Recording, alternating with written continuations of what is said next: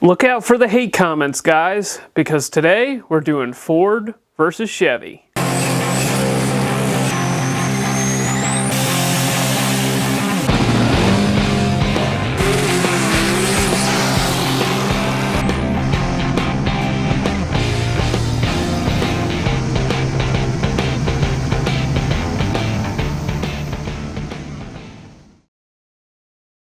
Alright guys, today we're going to talk about the Ford Barra versus the Chevrolet Vortec 4200. Now, longtime followers of this channel will know that we are a big fan of the Vortec 4200, and we've done quite a bit with them over the years. But what you may not know is the entire reason that I got into one of these engines is because I wanted a Barra. And looking back with some hindsight, I'm kind of glad that the Barra was not available in the States, because I got to go on a fantastic journey and I'm very thrilled with the results.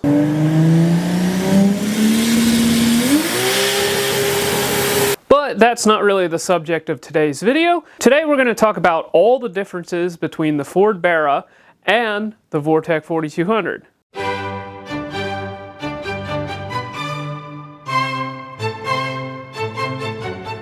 So let's go over the basics, starting with the Barra. On the Ford side, we have the legendary Ford Barra Inline 6. It was only offered with 4 liters of displacement and was offered in the Falcon platforms only in Australia. Now in Australia, the V8 stuff is much less common, so the Aussies had to work with what they had. Luckily, what they had was pretty awesome. In 2002, Ford released the Barra engine, and very soon after that, people found that it was an extremely capable engine. On the Chevrolet side, we have the Vortec 4200. It was only offered in the Trailblazer GMT 360 platform, and they started offering it in 2002, and it only made it to 2009. It was completely overshadowed by the LS series engines that was later offered in the Trailblazer chassis. And up until recently, it's been sort of living in obscurity and really hasn't gained a similar following to what the Barra has. Because of the capability that was found in this platform, people have started to call it the Ameri-Barra. And the reason that that name came about was because it's very similar to the Barra, and we didn't get the actual Ford Barra in the US. Now, there's a lot of Ford guys out there that sort of take offense to this nickname, but I think it is a worthy nickname, especially because the engines have a ton of similarities. So let's list the similarities. They both came out in 2002. They have very similar bores, very similar strokes, very similar bore spacing, very similar rod length, very similar deck height. Both are dual overhead cam. Both have variable valve timing. They both feature a roller cam follower style valve train. They both have very similar availability in their place of manufacture. They can hold very similar amounts of horsepower with stock parts. At some point in the production, they both converted from a 12 counterweight crank to an 8 counterweight crank. And they both have been massively overshadowed by the 2JZ.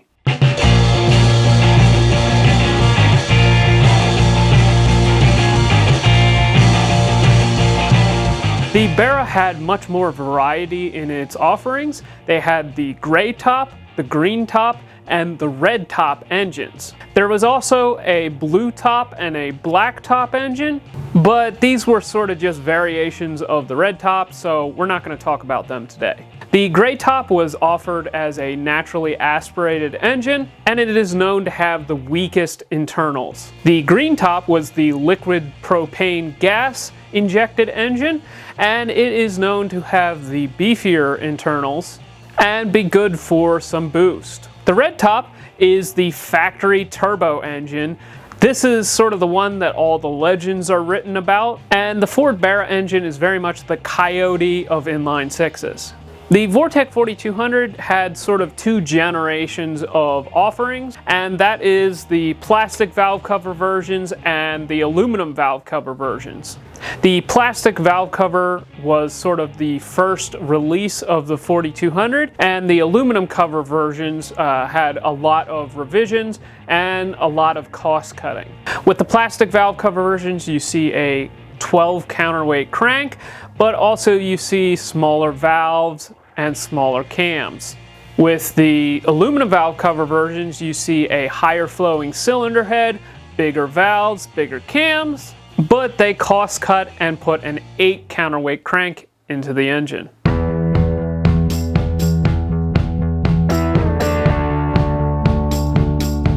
So let's move on to their capability as a stock engine.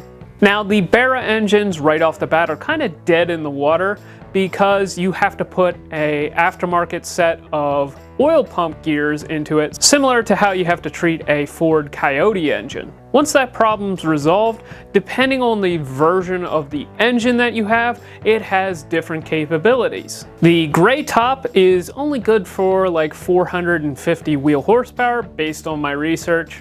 Next up, we have the early green tops, which also had the same connecting rods as the gray top, and they have similar capabilities. Then you have the later green tops, which are rumored to have the same rods as the turbo engine, and people say they're good for around 800 wheel horsepower with questionable reliability. Last, we have the red top engines, which has the strongest of the 3 rods that were available, a little bit less compression, and most people say they have similar capabilities to the green top engines. But I've also heard people tell me that you can make 1,000 wheel horsepower with a stock bottom end Barra, but I've yet to see actual proof of that. The nice thing about a Ford Barra engine is it actually has some real forged steel connecting rods, unlike the 4200 with its powdered metal connecting rods. Moving on to the Vortec 4200, the limit really hasn't been found fully.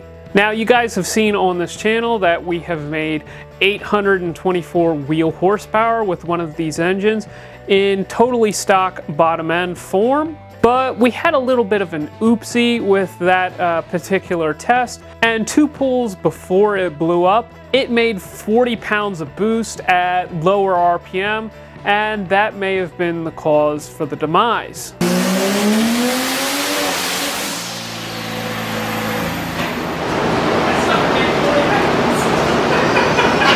I guess that turbo ain't done, is it? Also, that engine got tortured to death with tons of ignition breakup when we were trying to figure out the ignition system and how to make it make big horsepower at high RPM and high boost. So needless to say, the capability really hasn't been found, but it is at least 800 wheel horsepower capable. The really nice thing about the 4200 is you can do it with that one, or that one, or this one, or that one, or this one, or that one, or this one, or this one, or maybe this one. Sent this one a little bit too hard. I don't know, I just woke up from a little nap. It's a little dark, but you guys silly? I'm still gonna send it.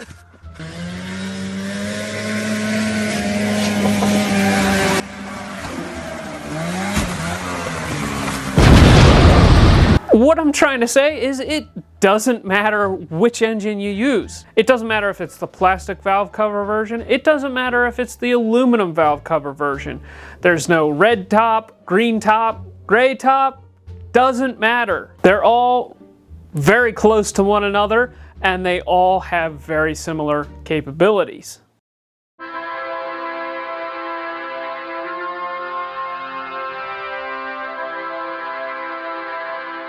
Next, let's talk about swappability. One of the most important things about an engine that you're trying to swap into another vehicle is the overall size. What you'll find on both of these engines is they both have very similar overall dimensions, and therefore it is pretty safe to say that if you could fit a Barra, you can fit a 4200. The one really nice thing about the Barra engine is they came with a front sump and a rear sump configuration. This makes a lot of possibilities a lot easier to come by, But one thing I really don't like about the factory oil pans that the Barras come with is the oil pan is actually the main girdle as well.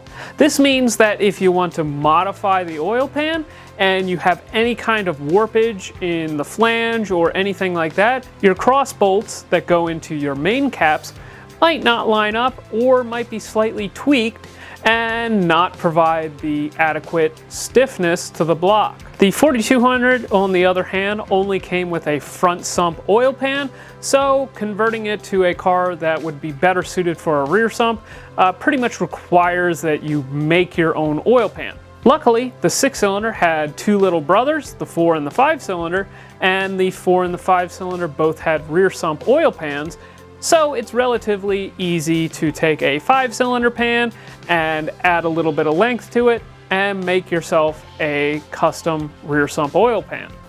The last thing that I want to talk about with swappability is the transmission. This is something that gets overlooked very often, and frankly, it's one of the more important parts. Now, with the transmissions, pretty much your best option with any swap is to convert to a GM small block Chevy pattern. The reason for this is because there are tons of really strong transmissions out there that have been developed for this particular bell housing pattern. It is one of the most common bell housing patterns out there. Now, getting the Vortec 4200 to this bell housing bolt pattern is a whole lot easier done just because the dowel pins are in the same exact location as a small block Chevy or LS. So manufacturing an adapter plate is super simple. I have the dimensions on the wiki, or you can buy one from M-Tech Motorsports and it'll run you about 250 bucks, which is pretty reasonable. On the other hand, the Barra is a lot harder to get a decent transmission behind. Now, I'm not 100% sure on the details here, but it seems like most of the all-inclusive swap kits are at least $1,000, if not more.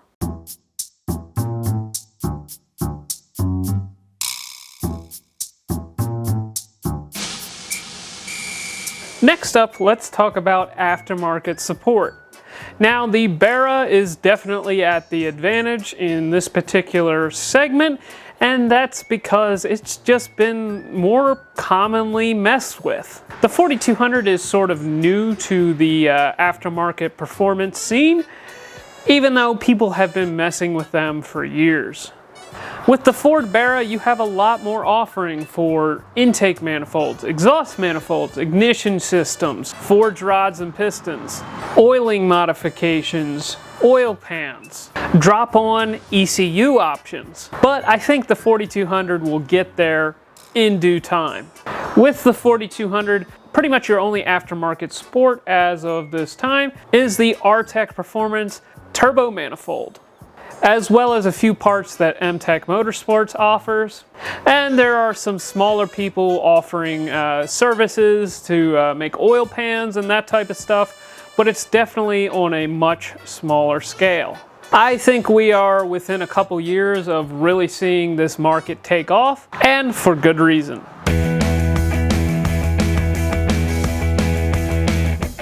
Next, let's talk about the top end. Now, the top end is configured in a very similar way between the Ford Barra and the Vortec 4200. Both feature a roller cam follower and a hydraulic lash adjuster. One major difference that you will see on the Barra is it has these sort of cam girdles that run on the camshafts, but I really don't know if that's such a necessary thing, as there are guys running over 600 lift on the 4200 and they don't have any issues with camshaft stability. One huge advantage to the Barra is it happens to have intake VVT as well as exhaust VVT. This is one really nice feature that would be great to have on the 4200 for making like a stick shift car respond better or help the car get up onto the torque converter. But for drag race applications, I find the exhaust VVT to be more useful, so it is what it is. Moving on to the intake and exhaust ports, The exhaust ports on both of the engines seem to be pretty comparable in size based on pictures that I've seen. However, the intake ports on the 4200 are much bigger than what you see on the Barra. And for guys that are going for the most horsepower naturally aspirated, this can be a huge advantage. In fact, there are guys that are getting over 650 horsepower at the crankshaft with naturally aspirated Vortec 4200s. The key to this is RPM, and they spin them to like 10,200 RPM or so.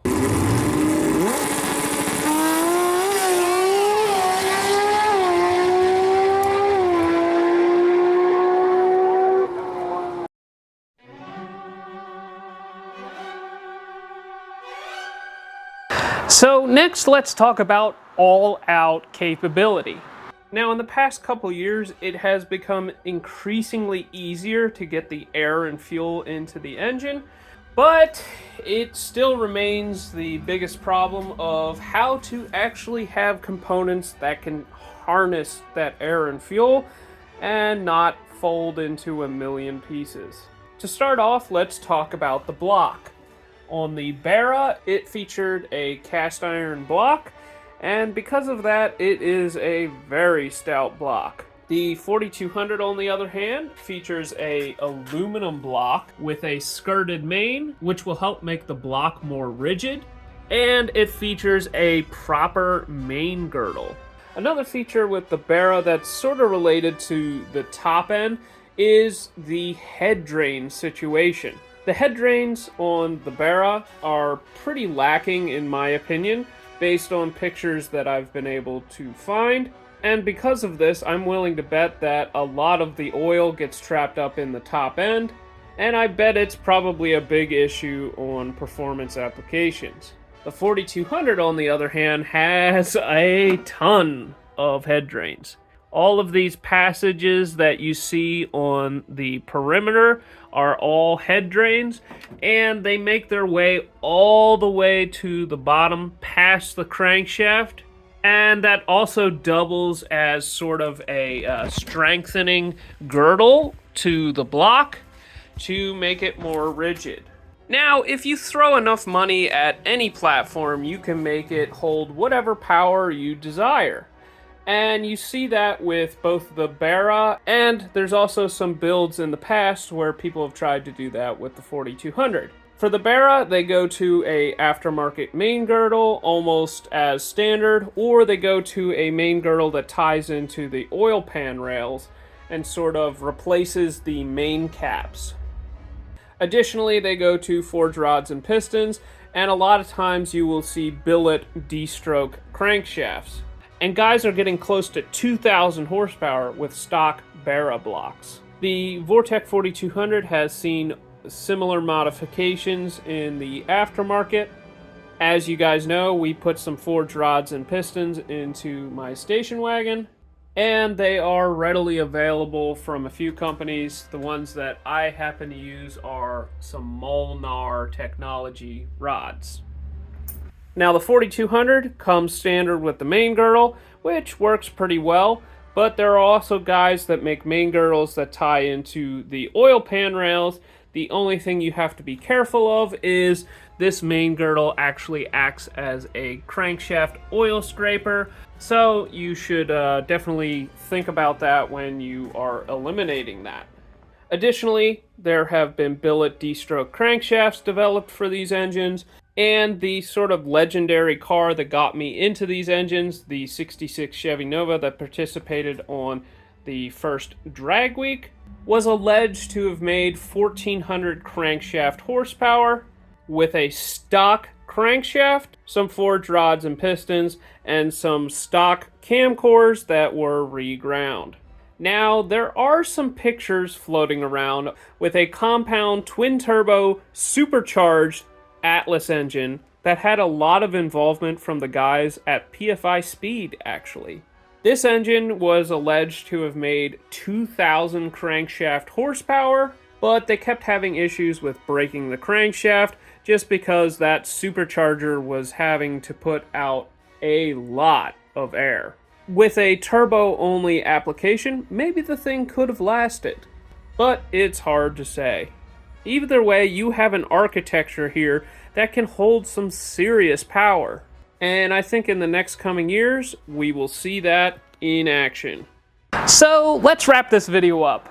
In my opinion, the 4200 in the US makes a ton more sense, unless you're trying to go for that 2000 horsepower range, and then that's where the Barra just runs away with it. Now, if you're in Australia, on the other hand, Barra is the way to go. Now, there's a couple reasons why you will probably never see a Ford Barra engine on this particular YouTube channel. And to start off, one, we're in the US. And what that means is I can't go to the auto parts store and buy a valve cover gasket for a Ford Barra engine. I can't buy a water pump gasket, a thermostat housing gasket. And the list goes on for things that may fail me if I'm on a drag and drive and won't be available. The second reason is I am really not a fan of the transmission adapting situation on the Barra. It is far easier on the 4200. And last but not least, if I'm going to go for 2000 horsepower, I am far more likely to do it with a big block Chevy than I am to do it with a Ford Barra or a Vortec 4200. So with that, we're going to wrap up the video. If you're a Ford guy and you think that everything I said in this video is wrong, let me know down in the comments. Make sure that you like, comment, and subscribe, and we should be bringing you some more 4200 content in the very near future. So we'll see you in the next one.